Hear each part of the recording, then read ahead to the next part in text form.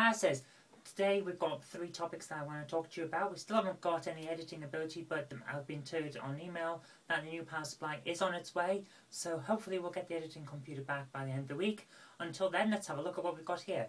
First of all, a report from the Globe and Mail that says that people these days who are leaving school and trying to get into work or into education really do have it a lot harder than the generation before them. And to be honest with you, I don't see how this is news. I think it's a bit of filler because we all know that kids have it harder these days. Yeah, we say they need to just grow up and suck it and all that, but when you're coming out of education with huge amounts of debt and no chance of a job, it's pretty obvious that they've got it worse than we used to have.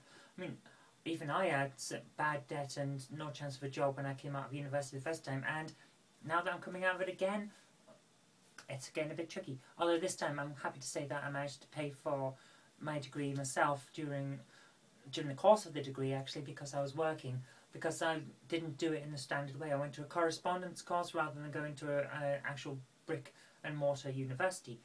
And that's something that people might want to consider. If you can work at the same time as doing your education, you're going to be a lot better off. It's hard though. It's hard to get a job for a start, never mind job and work with your education.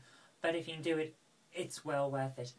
Okay, next up what we've got is this little one from the Daily Cartoonist, which is that an Iranian cartoonist drew a member of the Iranian parliament wearing a football uniform. Football as in football, not as in American football. And now he's going to get 25 lashes for it. Apparently that's a bad thing to do when you're in Iran. I didn't know this. I'm not the world's expert on Iranian law because I've never been there. I probably never will go there given the way that they seem to be acting. But this seems a bit harsh to me. This is why we have freedom of expression in the West. You have the idea of freedom of speech where you can say what you want, but freedom of expression, you can do things. So I think the two are necessary for a well-functioning country, and certainly for a well-functioning democracy, which is what Iran is supposed to be, isn't it? They have elections. Or is that just a facade? Bit of politics there for you. I think it's a facade, but never mind. So he's getting 25 lashes for drawing a picture. That seems a bit harsh, but then again, Iran is crazy, and the people in charge of it shouldn't be. And that's my opinion. Now, I've guaranteed that I will never be going there. So, hi Iran. Okay, third and final one is the launch of the Diagnostics and Statistics Manual 5, which is basically the psychiatric handbook.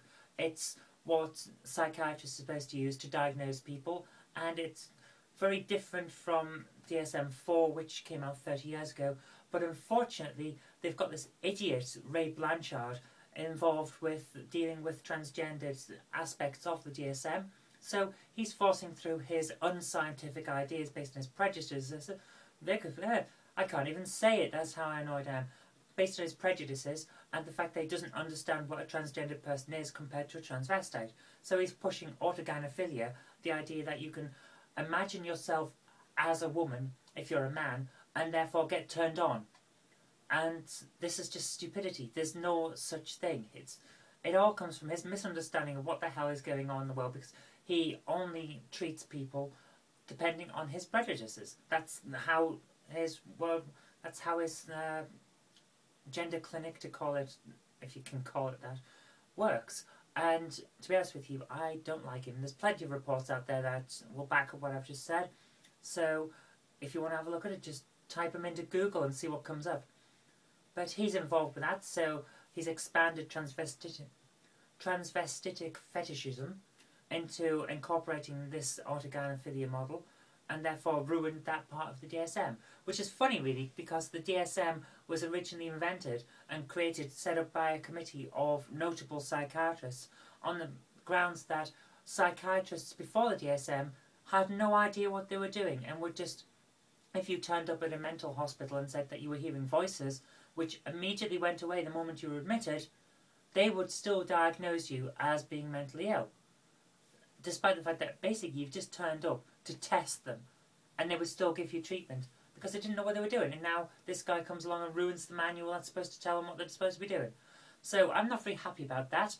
and I don't think a lot of other people are, because I searched for it, and the first page I came up with, DSM-5 and Blanchard, was a load of commentary saying that he shouldn't be involved, that his working methods are sloppy, and that he's ruined that aspect of the manual.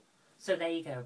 Anyway, that's all I've really got time for today. So until tomorrow, I've been Zoe Kirk-Robinson, you've been watching a video, and I'll see you later.